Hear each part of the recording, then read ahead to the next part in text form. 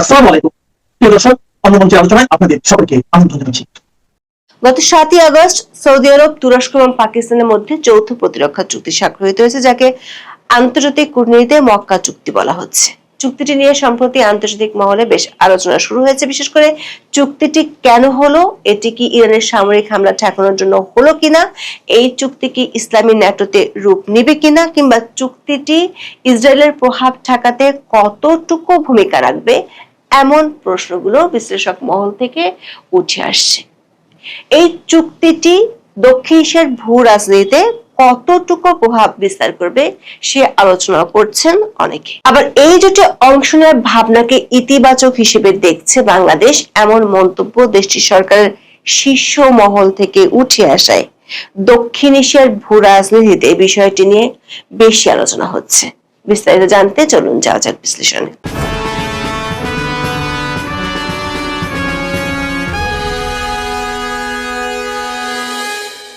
7ই August মক্কার grand মসজিদের পাশে আল সাফা প্রাসাদে এক বৈঠকে সৌদি যুবরাজ ও প্রধানমন্ত্রী মোহাম্মদ বিন সালমান, তুরস্কের প্রেসিডেন্ট রিসেপ তাইয়েব এরদোয়ান এবং পাকিস্তানের প্রধানমন্ত্রী শাহবাজ শরীফ আনুষ্ঠানিকভাবে মক্কা যৌথ প্রতিরক্ষা চুক্তি বা MJDA সই করেন।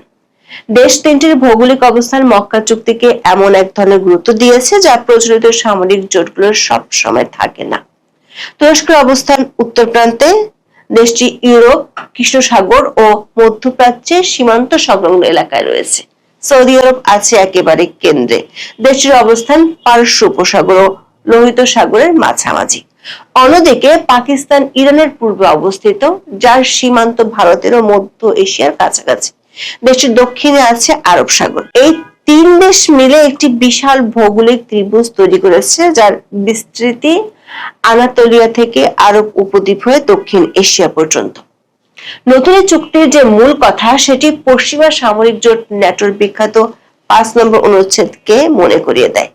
তিন দেশের নতুন এই প্রতিরক্ষা চুক্তিতে বলা হয়েছে, তিন দেশের যে কোনো একটির উপর সশস্ত্র হামলা হলে সেটিকে সবার উপর হামলা হিসেবে ধরা হবে। অর্থাৎ একটি দেশের উপর আক্রমণ মানে তিন দেশই একই সঙ্গে তার জবাব দেবে। এই ধারার কারণে আন্তর্জাতিক বিশ্লেষকদের কেউ কেউ এই চুক্তিকে মুসলিম ন্যাটো হিসেবে দেখা শুরু করেছেন। তবে এখনো আন্তর্জাতিক মহলে প্রশ্ন আছে, এই চুক্তির মাধ্যমে কি সত্যি তেমন কোনো জোট বাস্তব রূপ পাচ্ছে?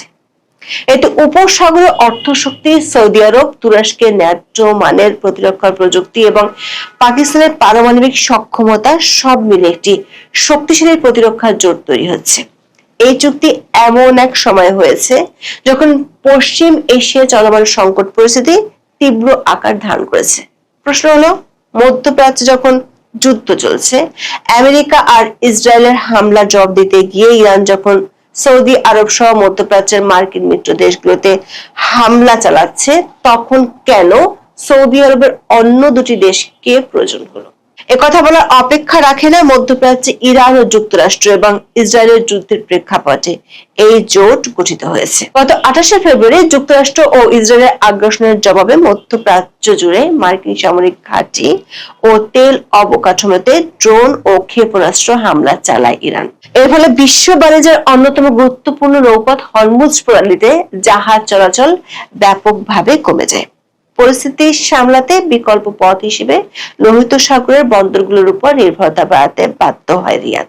ফলে ইয়ানবু বন্দর দিয়ে সৌদি তেলের রপ্তানি দৈনিক 1,20,000 ব্যারেল থেকে বেড়ে প্রায় 35 লাখ ব্যারেলে ওঠে। এই স্পর্শকাতর রুটি আঘাত এনেছে ইরান সমর্থিত হুতি বিদ্রোহীরা। গত 20 জুলাই তারা সৌদি আরবের উপর নৌ অবরোধ ঘোষণা করে। চুক্তি সইয়ের 2 দিন পর 9 আগস্ট ইরান সমর্থিত হুতিরা জাজানে সৌদি আরামকোর একটি শোধনাগারে ড্রোন হামলা চালানোর দাবি করে। এসব দিক বিবেচনায় নিলে বলতে হয়, চুক্তিটি কোনো কাল্পনিক ভবিষ্যৎ হুমকির বিরুদ্ধে নয়, বরং আঞ্চলিক সংঘাত ও নিরাপত্তার ঝুঁকি বৃদ্ধির মধ্যে এই চুক্তির সিদ্ধান্ত নেওয়া হয়েছে। মধ্যপ্রাচ্যের দেশগুলো, বিশেষ করে সৌদি আরব, এতদিন নিজেদের সুরক্ষার জন্য যুক্তরাষ্ট্রের উপর নির্ভর করত, কিন্তু এই চুক্তির অন্যতম চালিকা শক্তি হলো মার্কিন সুরক্ষার উপর রিয়াদের হতাশা। আল জাজিরার বিশ্লেষণ অনুযায়ী ওয়াশিংটনের দেওয়া নিরাপত্তা ব্যবস্থা যখন ড্রোন ও ক্ষেপণাস্ত্র হামলা থেকে সৌদি আরবের তেল অবকাঠামো রক্ষা করতে পারছিল না, তখনই বিকল্প প্রতিরক্ষার তাগিদ তৈরি হয়। আগে নিরাপত্তার প্রয়োজনে ওয়াশিংটনই ছিল উপসাগরীয় দেশগুলোর প্রধান ভরসা। এখন সেই নির্ভরতা কমিয়ে আঙ্কারা, রিয়াদ ও ইসলামাবাদের মধ্যে সরাসরি নিরাপত্তা অংশীদারিত্ব গড়ে তোলার চেষ্টা দেখা যাচ্ছে। তবে অনেকে একে মুসলিম ন্যাটো বললেও এখনই ন্যাটোর মতো কোনো কঠোর সামরিক জোট তৈরি হচ্ছে না, কারণ ন্যাটোর মতো এখানে কোনো একক অভিন্ন শত্রু নেই। সৌদির প্রধান চিন্তা ইরানকে নিয়ে। সৌদি আরবের নিরাপত্তার সঙ্গে পারস্য উপসাগর, লোহিত সাগর, বাব আল মানদেব প্রণালী এবং জ্বালানি পরিবহন পথে নিরাপত্তা জড়িত। অন্যদিকে তুরস্কের মূল ভাবনা সিরিয়া ও পূর্ব ভূমধ্যসাগর। প্রশ্ন উঠতে পারে, পশ্চিমা ন্যাটোর সদস্য হওয়া সত্ত্বেও কেন তুরস্ককে সৌদি আরব ও পাকিস্তানের সঙ্গে প্রতিরক্ষা চুক্তি করতে হলো? ন্যাটোর সবচেয়ে বড় সামরিক বাহিনীগুলোর একটি তুরস্কের, যা প্রতিরক্ষা শিল্প দ্রুত বিকশিত হচ্ছে। সাম্প্রতিক সময়ে তুরস্ক এখন তার আশপাশের বিস্তৃত অঞ্চলকে নিজেদের নিরাপত্তার স্বার্থের সরাসরি অংশ হিসেবে বিবেচনা করে। বিশেষ করে সিরিয়ায় তুরস্কের ভূমিকা এবং ইসরায়েলের নীতির প্রতি আঙ্কারার সমালোচনা ইসরায়েলের সঙ্গে উত্তেজনা বাড়িয়েছে। তুরস্কের দৃষ্টিকোণ থেকে ইসরায়েল, গ্রিস ও সাইপ্রাস এমন একটি অঞ্চলে সামরিক ও রাজনৈতিক সহযোগিতার একটি নেটওয়ার্ক তৈরি করেছে, যেখানে তাদের স্বার্থের সঙ্গে তুরস্কের স্বার্থের সরাসরি সংঘাত রয়েছে। অন্যদিকে দক্ষিণ এশিয়া পাকিস্তানের প্রধান প্রতিপক্ষ হলো ভারত। গত বছর ভারত ও পাকিস্তানের মধ্যে বিপজ্জনক মাত্রায় উত্তেজনা দেখা দেয়। পরিস্থিতি সামরিক প্রস্তুতি ও সরাসরি সংঘর্ষ পর্যন্ত গড়িয়েছিল। তার মানে কোনো একক সাধারণ শত্রু না থাকায় ন্যাটোর মতো কঠোর অবকাঠামোর চেয়ে এই জোটটি একটি নতুন ও নমনীয় হাব অ্যান্ড স্পোক মডেল গড়ে ওঠার সম্ভাবনাই বেশি। সে অনুযায়ী যুক্তরাষ্ট্রের পরিবর্তে কেন্দ্রের হাব বা মূল চালিকা শক্তি হিসেবে কাজ করবে সৌদি, পাকিস্তান, তুরস্কের পারস্পরিক শক্তিশালী সমঝোতা। চুক্তির পর এরদোয়ান বলেছেন, এটি কোনো নির্দিষ্ট দেশের বিরুদ্ধে নয়। পাকিস্তানের পররাষ্ট্রমন্ত্রী বলেছেন, এই কাঠামো সবার জন্য উন্মুক্ত। তবে বিশ্লেষকেরা বলছেন ভিন্ন কথা। জার্মান সংবাদ মাধ্যম ডয়েচে ভেলের এক প্রতিবেদনে বলা হয়েছে, ইরানকে এই চুক্তির বাইরে রাখার বিষয়টি তেহরানকে কেন্দ্র করে গড়ে তোলা নিরাপত্তা সমীকরণের ইঙ্গিত দেয়। তেহরানও এই নতুন নিরাপত্তা কাঠামোকে উদ্বেগের সঙ্গে দেখছে। এক জ্যেষ্ঠ ইরানি কর্মকর্তা হুঁশিয়ারি দিয়ে বলেছেন, এই চুক্তি সৌদি নিরাপত্তা দীর্ঘমেয়াদী নিশ্চয়তা দেবে না। একই চিত্র দেখা গেছে লোহিত সাগরেও। গত 30 জুলাই সৌদি নেতৃত্বে গঠিত 14 দেশের নৌ প্রতিরক্ষা জোটে বাংলাদেশ থাকলেও ওমান এবং সংযুক্ত আরব আমিরাত সই করেনি। ইরানকেও দূরে রাখা হয়েছে। কাগজে কলমে দুটি উদ্যোগের লক্ষ্য আলাদা মনে হলেও ইরান সমর্থিত হুতিদের হামলা এবং আঞ্চলিক নিরাপত্তার বিষয়টি এখানে সবচেয়ে বড় সমীকরণ হিসেবে কাজ করছে। আর এই কারণে বিশ্লেষকরা মনে করছেন, কাগজে কলমে এই চুক্তির যতই শক্তিশালী দেখাক, বাস্তবে এর প্রয়োগ অত্যন্ত কঠিন। মিডল ইস্ট মনিটরের এক বিশ্লেষণে পাকিস্তানের এক ঐতিহাসিক দোটানার কথা তুলে ধরা হয়েছে। সৌদি আরবের সঙ্গে পাকিস্তানের ঘনিষ্ঠ সামরিক সম্পর্ক আছে সত্যি, কিন্তু তার চেয়ে বড় সত্যি হলো ইরানের সঙ্গে দীর্ঘ সীমান্ত এবং পাকিস্তানের উল্লেখযোগ্য শিয়া জনগোষ্ঠী, যারা ইসলামাবাদের অভ্যন্তরীণ নিরাপত্তার জন্য বড় ভাবনার বিষয়। ইরানের সঙ্গে সরাসরি সামরিক সংঘাতে জড়ানো পাকিস্তানের অভ্যন্তরীণ শান্তি নিরাপত্তার জন্য বড় ঝুঁকি তৈরি করতে পারে। এর সবচেয়ে বড় প্রমাণ মেলে 2015 সালে, যখন ইয়েমেন যুদ্ধের সময় রিয়াদ সেনা ও বিমান সহায়তা চাইলেও পাকিস্তানের সংসদ সর্বসম্মতভাবে নিরপেক্ষ থাকার সিদ্ধান্ত নিয়েছিল। মক্কা চুক্তির যৌথ প্রতিরক্ষা বা ন্যাটোর 5 নম্বর অনুচ্ছেদের মতো কঠিন প্রতিশ্রুতি এখন পাকিস্তানকে এক নতুন অগ্নি পরীক্ষায় ফেলেছে। ভবিষ্যতে সৌদির তেল অবকাঠামো আক্রান্ত হলে পাকিস্তান কি ইরানের বিরুদ্ধে সরাসরি যুদ্ধে জড়াবে, নাকি 2015 সালের মতো নিরপেক্ষতার নীতিতে অনড় থাকবে? এই প্রশ্নের উত্তরই শেষ পর্যন্ত মক্কা চুক্তির কার্যকারিতা ও সীমাবদ্ধতা নির্ধারণে গুরুত্বপূর্ণ হয়ে উঠবে।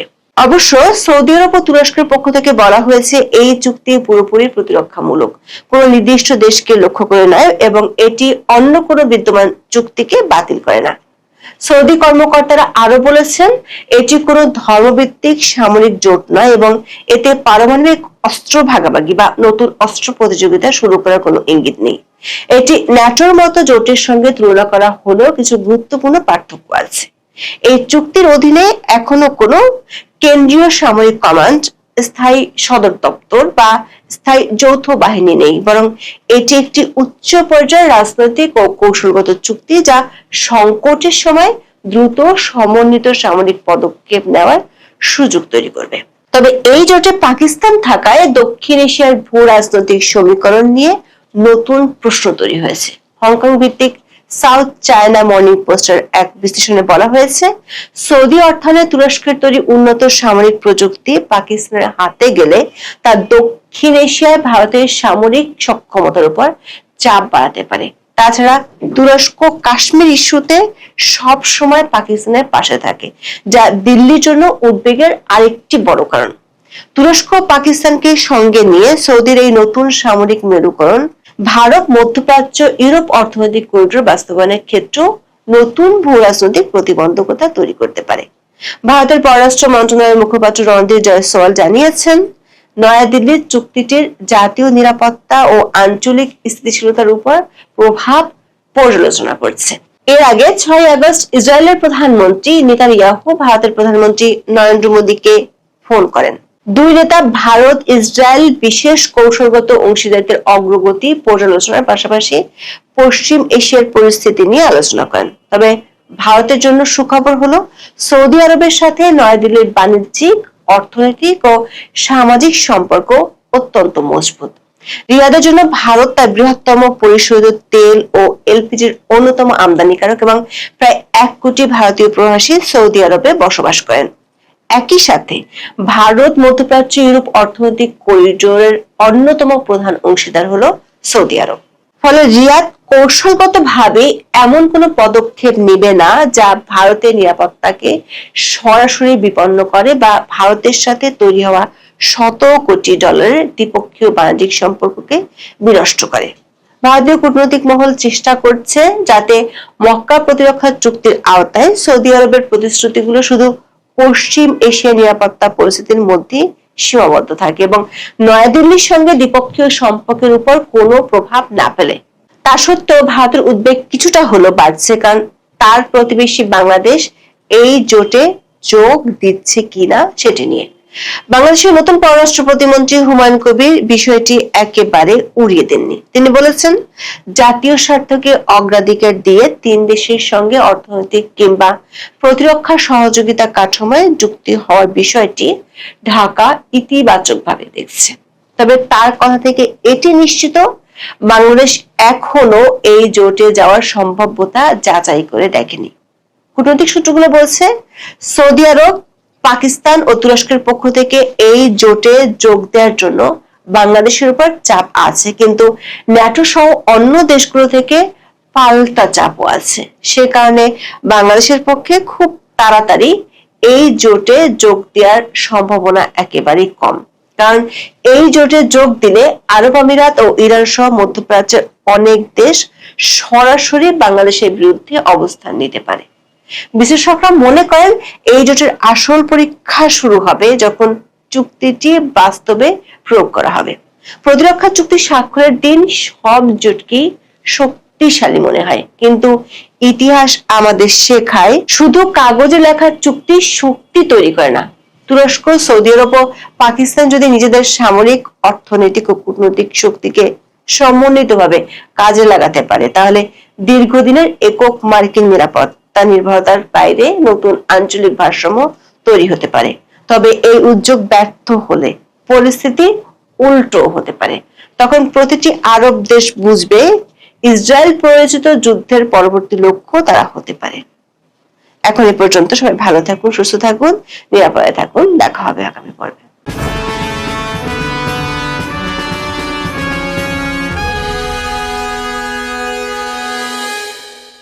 আসসালামু আলাইকুম রহমতুল্লাহি ওয়া বারাকাতুহু। সম্মানিত দর্শক, জ্বালানি সংকটে বাংলাদেশ রীতিমতো তছনছ হতে চলেছে। অর্থনীতি, সমাজ, ব্যবসা বাণিজ্য, রাষ্ট্রীয় উৎপাদন এবং জাতীয় উৎপাদন এবং সর্বোপরি মানুষের যে শৃঙ্খলা, সরকারের আত্মবিশ্বাস, জনগণের আত্মবিশ্বাস সবকিছু জ্বালানির সঙ্গে সম্পৃক্ত। আমাদের যে জ্বালানি সেক্টর, এই জ্বালানি সেক্টরের বিদ্যুৎ, গ্যাস, গ্যাস মানে প্রাকৃতিক গ্যাস, যেটা যেটা আমরা নিজেরা এখানে উৎপন্ন করি, সেই প্রাকৃতিক গ্যাস যেটা দিয়ে এই চুলা জলে বিদ্যুৎ উৎপন্ন হয়। এরপর সেই যে প্রাকৃতিক গ্যাস, এটাকে আমরা আবার সিএনজি করি। সিএনজি করে সেই সিএনজি গুলো যে ফিলিং স্টেশন রয়েছে তার মাধ্যমে আমরা বিভিন্ন সিলিন্ডারে আমরা সেই সিএনজি সরবরাহ করি। এটাকে আবার আওয়ামী লীগ সরকার সেই জ্বালানির যে অর্থাৎ বিদ্যুৎ, তেল, গ্যাস, এটার আবার আর একটা জিনিস তারা শুরু করেছে, সেটা হলো এলএনজি। এলএনজির বাইরে আবার আর একটা রয়েছে, সেটা হলো এলপিজি। এলপিজি এবং এলএনজি এই দুটো আওয়ামী লীগ সরকার নতুন আমাদের যে জ্বালানির যে ডাইভার্সিফিকেশন, সেই ডাইভার্সিফিকেশনে তারা বিকল্প হিসেবে এই দুটো সেক্টরকে তারা অন্তর্ভুক্ত করেছে। ফলে একটা সময় এই ঢাকা শহরে রান্না বাড়ার কাজে 100% যে প্রাকৃতিক গ্যাস, যেটা আমাদের নিজস্ব ছিল, চুলা জ্বলত, সেটা মানে যাকে বলা হয় সেই প্রাকৃতিক গ্যাসের উপর নির্ভর করতে হতো, যেটা পরবর্তীতে এলএনজিতে রূপান্তরিত করা হলো। আর আমরা যে পেট্রোল, ডিজেল, অকটেন এগুলোর মাধ্যমে যে গাড়িগুলো চালাতাম, সেখানে আমরা ওই সিএনজি আমরা রূপান্তর করলাম। এটা সরকারের মাধ্যমে করা হলো। আচ্ছা, কিন্তু বিশ্বে এই জ্বালানির ভাইব্রেশনের কারণে, অবস্থার কারণে এবং অনেকগুলো রূপান্তর হওয়ার কারণে এখন এলএনজি এবং এলপিজি এই দুটো অপরিহার্য হয়ে যখন পড়লো, তখন শেখ হাসিনা সরকার এই এলএনজি এবং এলপিজিতে ব্যাপক বিনিয়োগ করে এই দুটো সেক্টর উন্নত করলো। তাহলে আপনি চিন্তা করুন যে আমরা যে বায়োফুয়েল যেটাকে বলা হয়, সেখানে কেরোসিন তেল, ডিজেল, ফার্নেস অয়েল, তারপরে শেষে অকটেন, পেট্রোল, এইভাবে আমরা এগুলো দিয়ে আমরা গাড়ি ঘোড়া, মিল, কল কারখানা এগুলো সব চালাচ্ছি। এর সঙ্গে প্লেন চলছে জেট ফুয়েলের মাধ্যমে।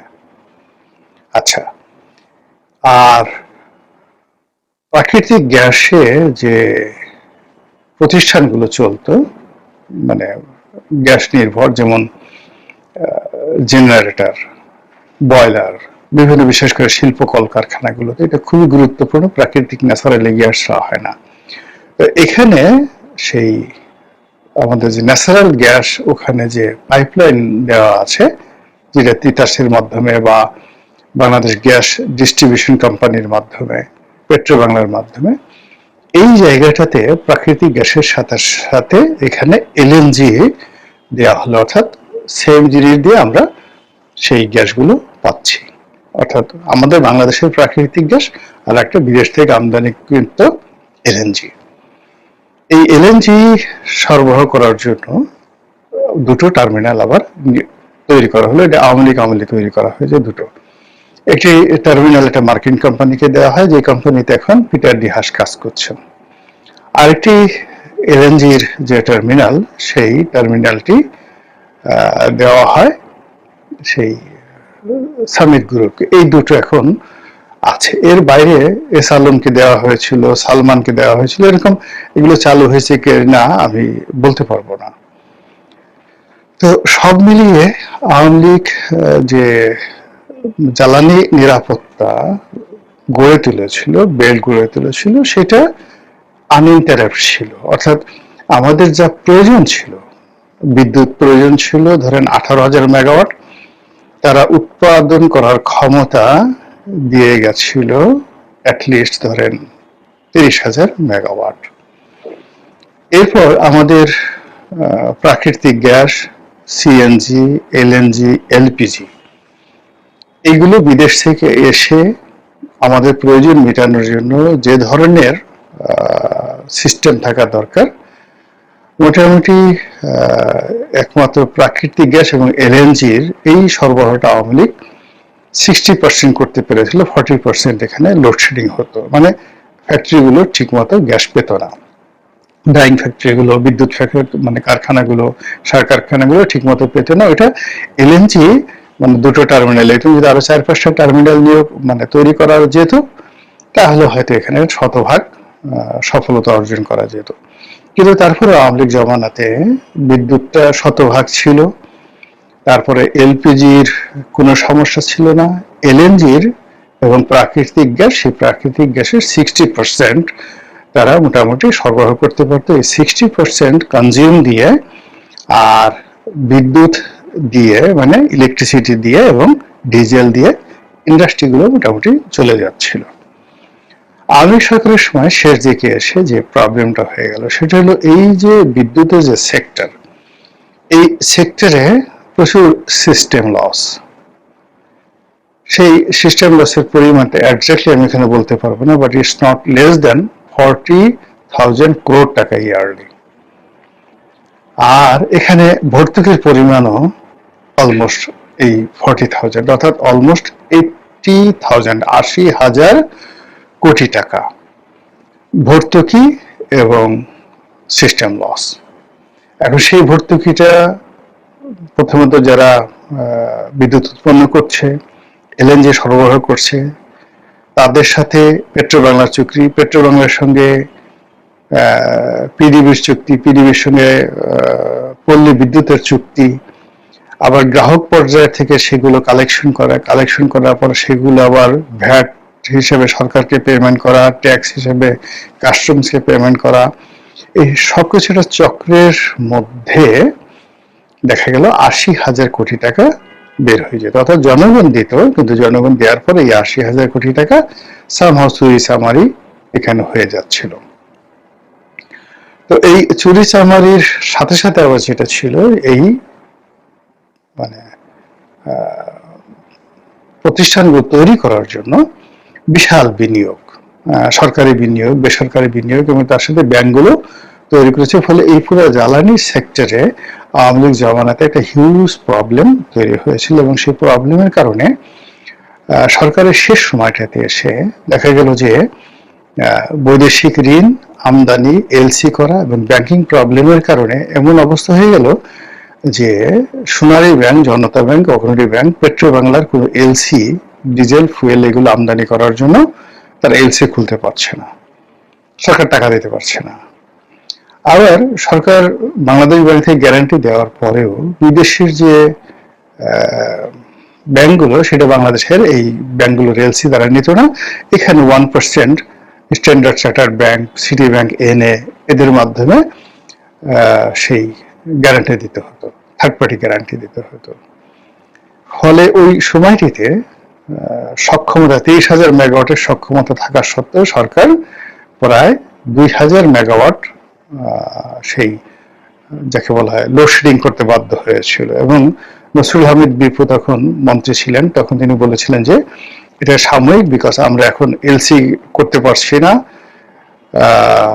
বিদ্যুতের জন্য পর্যাপ্ত আমরা জ্বালানি আনতে পারছি না, না পারার কারণে অনেকগুলো মানে আমাদের যে প্রতিষ্ঠানকে বসিয়ে রাখতে হচ্ছে এবং বসিয়ে আমাদেরকে দিতে হচ্ছে। ফলে 2-3 মাস ভীষণ রকম কিন্তু বিদ্যুতের সমস্যা হয়েছিল। কিন্তু সামহাউ এই একই স্ট্রাকচারের মধ্যে থেকেও ডক্টর মোহাম্মদ ইউনূসের জামানাতে এই আওয়ামী লীগের যে স্ট্রাকচার যা আমি বললাম, এটা তারা 1 মেগাওয়াট বাড়ায়নি, কমায় নাই, কোনো কিছু বন্ধ করেনি, কিন্তু টোটাল সিস্টেমটা কিন্তু তারা 18 মাস চালিয়ে নিয়েছিল। ফলে এই 18 মাসে আমরা কোনো পেট্রোল পাম্পে সিএনজির সমস্যা ছিল না, এলএনজির সমস্যা ছিল না, এলপিজির সমস্যা ছিল না, এমনকি ন্যাচারাল গ্যাসের সমস্যা ছিল না, বিদ্যুতের লোডশেডিং ছিল না। এটা ডক্টর মোহাম্মদ ইউনূসের জামানাতে হোয়াট এভার মেবি তারা কিন্তু সেটা চালিয়ে গেছে, প্রশংসার দাবিদার। আবার একইভাবে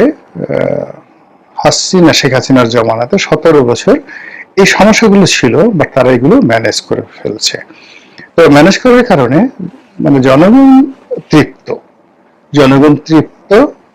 কিভাবে এটা কি হলো, তারা এভাবে খুশি থেকে গালাগালি করতো যে এই শেখ হাসিনা এই অমুকরে ক্যাপটিভ পাওয়ার দিয়েছে, অমুকরে ওটা দিয়েছে এখানে 1000 কোটি টাকা ব্যবসা হয়েছে, এগুলো শুনতো আর গালাগালি করতো।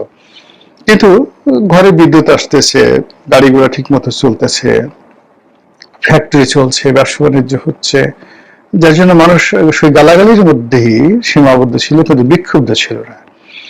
কিন্তু তারেক রহমান সাহেবের সরকার আসার সঙ্গে সঙ্গে দেখা গেল যে ইউনূস সরকারের 18 মাসের ধারাবাহিকতা আর বিগত সরকারের 15 বছরের ধারাবাহিকতা, টোটাল 17 বছরের সবকিছু মানে গত 7 মাসে রীতিমতো মুখ থুবড়ে পড়েছে। এখন সরকার খোলামেলা আগের মতো বলছে না। পত্রপত্রিকাগুলো খোলামেলা ভাবে আওয়ামী লীগ জমানাতে বা ইউনূসের জমানাতে যেভাবে রাষ্ট্রের অনেক গুরুত্বপূর্ণ বিষয় লিখতে পারতো, কোন ব্যাংকের এলসির অবস্থা কি, কোন ব্যাংক এলসি করতে পারছে না, আন্তর্জাতিক কোন ব্যাংকগুলো আমাদের এলসি গ্রহণ করছে না, এই ধরনের কোনো খবর ইন ডিটেলস আমরা লোকাল কোনো পত্রপত্রিকার মাধ্যমে পাচ্ছি না। আর এই বিষয়গুলো মানে আন্তর্জাতিক মিডিয়াতেও ওইভাবে আসছে না। আর যেহেতু বিষয়গুলো অত্যন্ত টেকনিক্যাল, আমরা যারা এখানে কন্টেন্ট ক্রিয়েট করি, আমরা ইন ডিটেলস এই জিনিসগুলো এনে তারপরে সাংবাদিকদের মতো অনুসন্ধানী করে টু দি পয়েন্ট এইগুলো নিয়ে রিপোর্ট করব, ঠিক ওইরকম অবস্থা আমাদের দেশে আসলে কন্টেন্ট ক্রিয়েশনটা আমাদের দেশে এখন পর্যন্ত গড়ে ওঠেনি।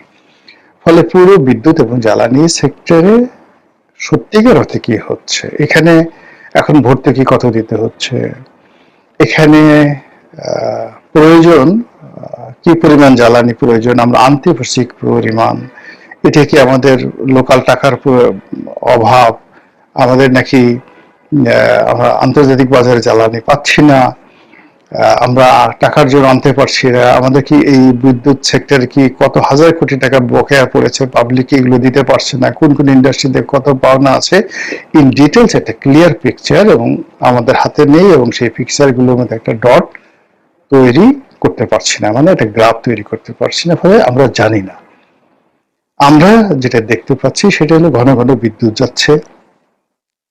আমরা যেটা দেখতে পাচ্ছি যে কয়েকদিন আগে ডিজেলের সমস্যা গেল, অকটেনের সমস্যা গেল, পেট্রোলের সমস্যা গেল, তারপরে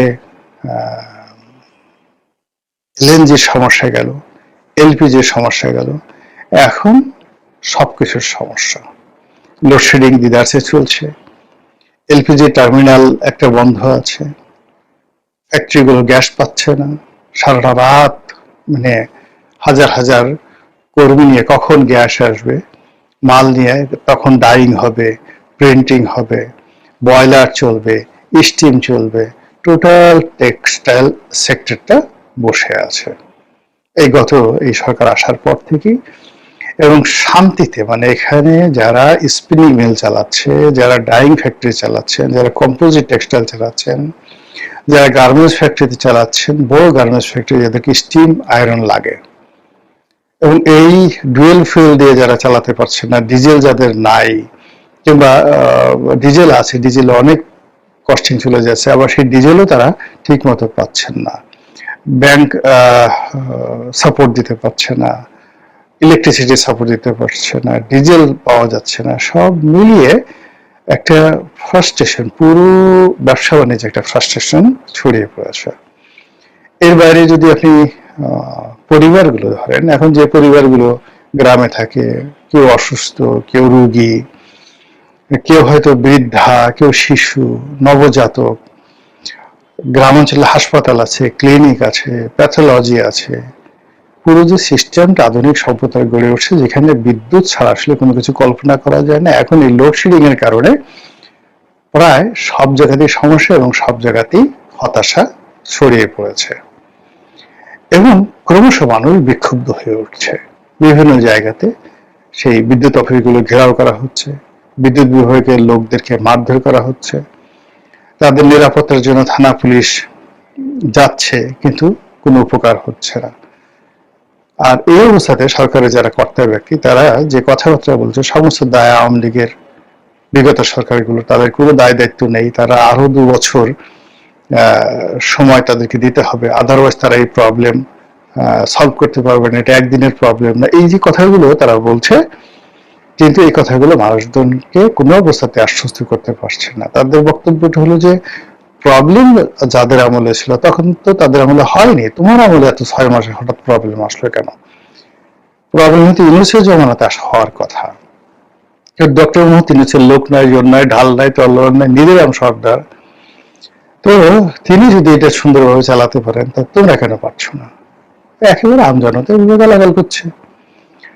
অন্যদিকে যেটা আসছে যে আগামী 2 বছর তোমরা কি সমাধান করবে? তোমরা তো এই গত 6 মাসে ডে বাই ডে তোমাদের অবস্থা খারাপ হচ্ছে, আগামী 6 মাসে তো এটা আইসিইউতে চলে যাবে। 2 বছর এটা অস্তিত্ব থাকবে কিনা, 2 বছরে তোমরা ক্ষমতায় থাকবে কিনা, কে কি হবে না হবে তার কোনো তো নিশ্চয়তা নেই। আমরা এর মধ্যে এই যে এখন কষ্ট করতেছি, আমরাই তো বাঁচতেছি না, আমাদের ফ্যাক্টরি, ব্যবসা বাণিজ্য সব বন্ধ হয়ে যাচ্ছে। তো এই যে একটা বিষয় যাচ্ছে, এরই প্রেক্ষিতে প্রধানমন্ত্রী বক্তব্য দিয়েছেন, দুঃখ প্রকাশ করেছেন জনগণের দুর্দশার জন্য। এটা শুনতে অনেক ভালো শুনিয়েছে, কিন্তু বাস্তবতা হলো মানুষের মন মানছে না, মানুষের শরীর, অর্থনৈতিক অ্যাবিলিটি কোনো কিছু এই জিনিসগুলো অ্যাবজর্ব করতে পারছে না। ফলে অ্যাজ এ হোল যে যার অবস্থানে আমাদের দেশের জনগণ যার যতটুকু আছে সেটুকু ভেঙে পড়েছে। মহান আল্লাহ আমাদের সবাইকে হেদায়েত দান করুন এবং হেফাজত করুন। আসসালামু আলাইকুম ওয়া রাহমাতুল্লাহি ওয়া বারাকাতুহু।